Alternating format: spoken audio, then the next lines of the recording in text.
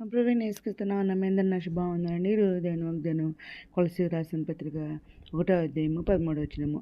ఆయన మనలను అంధకార సంబంధమైన అధికారుల నుండి విడుదల చేసి తాను ప్రేమించిన తన కుమారుని యొక్క రాజనివాసముగా చేశాను అనే వాగ్దానం పరిశుద్ధాత్ముడు అర్ధరాత్రి లేచి ప్రార్థన చేసి చెల్లించి మరలా ప్రార్థించి దేవుడినప్పుడు దేవుడి వాగ్దానం వచ్చి వెంటనే స్టేటస్ పెట్టినాను. చూడండి అవును నేను తిన్న ఒక ఉదయకాల సాయంత్రం అర్ధరాత్రి ప్రార్థన చేస్తాను. అదే బైబిల్ పూర్తి రాస్తానండి. దేవుని కృపణ సువియోగం చేస్తున్నాం. ఇంకా ఉపాసపదను కూడా చేస్తున్నాం కదండి. ఈ విధంగా చేస్తున్నాం అనమాట. అయితే ఇక్కడ దేవుడు ఏమంటున్నారంటే ఆయన అంధకార సంబంధమైన అధికారులను విడుదల చేసి తాను ప్రేమించిన కుమారు యొక్క రాజనివాసం చేసిన అంటున్నారు. ఎవరండి? ఆయన కుమారి ఏందే మనకు విమోచన ఉందన్నమాట. అనగా పాప క్షమాపణ కలిగి ఉందన్నమాట. అంటే యేసుక్రీస్తు ప్రభు వారి రక్తం వల్ల మనకి విమోచనము, విడుదల, పాప క్షమాపణ కలుగుతుందని చెప్పేసి అర్థం అనమాట. అయితే ఇక్కడ దీనికి రిఫరెన్స్లు చూసుకుంటే అపోస్తల కార్యములు 26వ అధ్యాయము 18వ వచనంలో దేవుడు ఏం మాట్లాడుతున్నారంటే వారి చీకట్లో నుండి వెలుగులోనికి సాతాను అధికారం నుండి దేవుని వైపునకు తిరిగి నా అందరి విశ్వాసం చేత పాప క్షమాపణను పరిశుద్ధపరచబడిన వారిలో స్వాస్యమును పొందినట్లు వారి కన్నులు తెరచుటకై నేను నిన్ను వారి యొద్దకు పంపుతానని చెప్పాను అని ఇక్కడ దేవుడు మాట్లాడుతున్నారండి. చీకట్లో నుండి వెలుగులోనికి తీసుకొస్తానంటున్నారు. సాతాను అధికారుల నుండి దేవుని వైపునకు తిరిగి మరి నా అందరి విశ్వాసం చేత నా మీద ఎవరైతే విశ్వాసం ఉంచారో వాళ్ళకి పాప క్షమాపణ దొరుకుద్దని, పరిశుద్ధపరచబడతారని పాపం నుండి మరి ఇంకా స్వాస్యంను పొందుకున్నట్లు ఇంకా వారి కన్నులు తెరచుటకై నేను నిన్ను వారి యొద్ద పంపిందని దేవుడు మాట్లాడుతున్నాను అనమాట. వాళ్ళ కన్నులను తెరిపిస్తానికి నేను వాళ్ళ యొద్దకు నేను పంపుతానని దేవుడి దేవునిగా మాట్లాడుతాను అనమాట.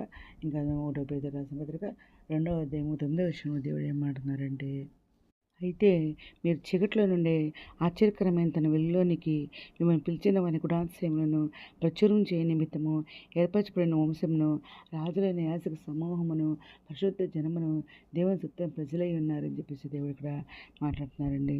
అవునండి, దేవుడు ఒకప్పుడు మనం అందరం కూడా చీకట్లో ఉన్నామంటున్నారు. ఇప్పుడైతే ఆయన మరి వెలుగులోనికి మరి మనల్ని పిలిచారని చెబుతున్నారు. ఆయన గుణాతిశయం ప్రచురం చేస్తానికి మనల్ని ఏర్పరచుకున్నా అంటున్నారు.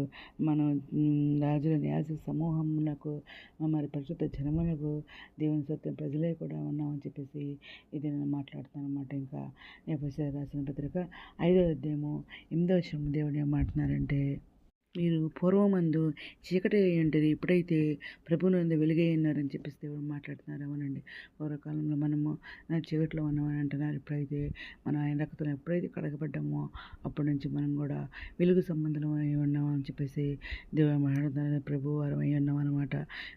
ఏమంటే చీకటి నుండి మరి ఇప్పుడైతే దేవుని నుండి దేవునిలోకి వచ్చాం కాబట్టి వెలుగై ఉన్నాము దేవుని యందు అని చెప్పేసి మాట్లాడుతున్నారు. ఇంకా కుమారుని యొక్క రాజ్యము, రక్షణ ఇంకా ఎఫెసీయులకు రాసిన పత్రిక 1వ అధ్యాయము 7వ వచనంలో దేవుడు ఏం మాట్లాడుతున్నారంటే దేవుని కుమారుని దేవుని కృప మహదైశ్వర్యమును బట్టి ఆ ప్రియునియందు ఆయన రక్తం వల్ల మనకు విమోచనము అనగా మన అపరాధములకు క్షమాపణ మనకు కలిగి ఉందన్నారు. అవునండి, ఎప్పుడైతే మనం ఆయన రక్తంలో కడగబడ్డామో అప్పుడే ఆయన రక్తం వల్ల మనకు విమోచనం అయిందనమాట.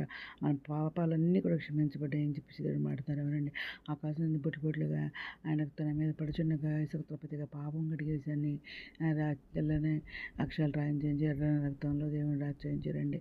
ఆ విధంగా మనం ఇప్పుడు ఆయన రక్తంలో కడగబడ్డామన్నమాట. అయితే ఇక్కడ దేవుడు ఇంకా యోహాను రాసిన సువార్త 8వ అధ్యాయం 36వ వచనంలో దేవుడు ఏం మాట్లాడుతున్నారంటే కుమారుడు మిమ్మల్ని స్వతంత్రులుగా చేసినలా మీరు నిజంగా స్వతంత్రులై ఉందరు అంటున్నారండి. అవునండి, దేవుడు మనల్ని స్వతంత్రులుగా నిజంగా చేస్తే నిజంగా మనం స్వతంత్రులై ఉంటామని చెప్పేసి దేవుడు ఏ విధంగా మాట్లాడుతున్నారు అనమాట. ఇక్కడ మరి ఇంకా లోక సువార్త 1వ అధ్యాయము 74-75 వచనాల్లో దేవుడు ఏం మాట్లాడుతున్నారంటే శత్రువుల నుండి మనలను ద్వేషించు వారి అందరి చేతి నుండి తప్పించి రక్షణ కలుగజేశాను. దీన్ని బట్టి ఆయన ఆది నుండి తన పరిశుద్ధ ప్రవక్తల నోట పలికించెను.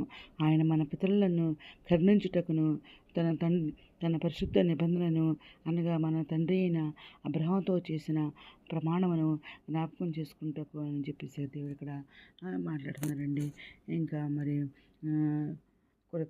కృతజ్ఞత అనమాట. కొలసీలు 1వ అధ్యాయము 12వ వచనంలో దేవుడు ఏం మాట్లాడుతున్నారంటే తేజోవాసులైన పరిశుద్ధుల స్వాస్యములో పాలువారమగుటకు మనలను పాత్రులుగా చేసిన తండ్రికి మీరు కృతజ్ఞతలు చెల్లించవలెనని మరి దేవుణ్ణి బతిమాలుచున్నానని చెప్పేసి మాట్లాడుతున్నారనమాట.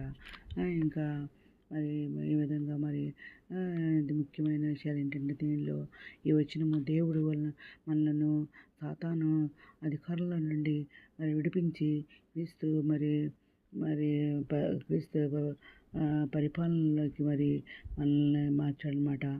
ఇవన్నీ కూడా దీనికి సంబంధించిన వచనాలన్నమాట. విడుదల చేశారు అంటే పాపం మరియు మరణం నుండి విముక్తి కలిగిందని అంటున్నారు. ఇది దేవుని ప్రేమకు మరియు రక్షణకు నిదర్శనం అని చెప్పేసి దేవుడు మాట్లాడుతుందన్నమాట. ఎంత మంచి వాగ్దానం ఇచ్చింది అని కృతజ్ఞతలు చెల్లించుకుంటూ ఈరోజు మనం ప్రార్థన చేసుకున్నాం. మౌనత సరస్వతి మందిర ఘనమైన ఎలా స్థుతిస్తున్నాం తండ్రి. నేను మీద ప్రపంచంలో ప్రతి ఒక్క బిడ్డని పేరు నియమం చేసుకుని ప్రతి ఒక్క బిడ్డ అవసరం తెచ్చిన అక్కలు తెచ్చిన కోరికలు తెచ్చించండి. వీళ్ళు మంచి దేశాలు దేవుడు ఉద్యోగాలు తెచ్చండి. ఆది సాయం దయచేయండి. అందరికీ స్వస్థపరిచిన చనిపోయిన వారు లేకపోతే రక్షణ దయచేయండి. మనసులో బలపరిచిన కాలం మీ కాడమిటి కృప చెప్పండి. మీతో రాయని మీరు ఇచ్చండి. మీ అందరూ సిద్ధపడిన కృప చెప్పండి. ఇతరులు ఉండడం బాగా దయచేయండి. మా ప్రభు పేరు నేసుక్రీస్తు పరిశుద్ధమైన అడిగి పెట్టుకుని ప్రార్థిస్తున్నాము తండ్రి. ఆమేన్. మీ అందరి ప్రార్థనలు మా కుటుంబం నుంచి పే చేయమని మనం చేసుకుంటున్నాను. ప్రభు సేవలో మీ సహోదరి. God bless you.